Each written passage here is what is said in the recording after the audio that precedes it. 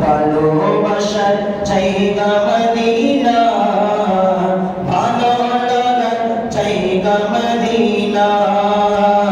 ये तो সুদূর জগৎ-ই-মদিনা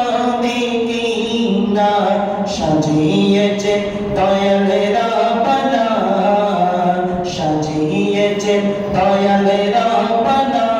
বলো ভালো লাগার জায়গা মদিনা। সবাই মোহাম্মদের আওয়াজে ভালোবাসার জায়গা মদিনা, ভালো লাগার জায়গা মদিনা।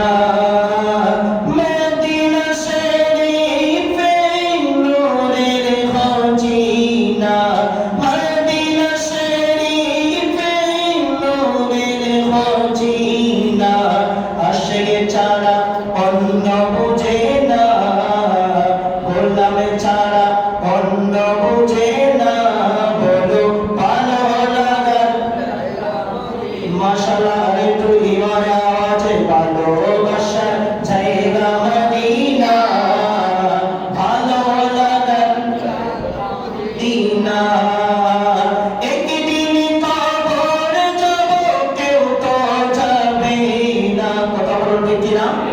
যখন আমি কবরে চলে যাব, আপনি যখন কবরে চলে যাবেন, আমার সাথে আমার ভাই যাবে না, আমার মা যাবে না, আমার বন্ধু যাবে না, আমার বান্ধবী যাবে না, আমার স্ত্রী যাবে না, আমার ছেলে সন্তান কেউ আমার সাথে কবরে যাবে না।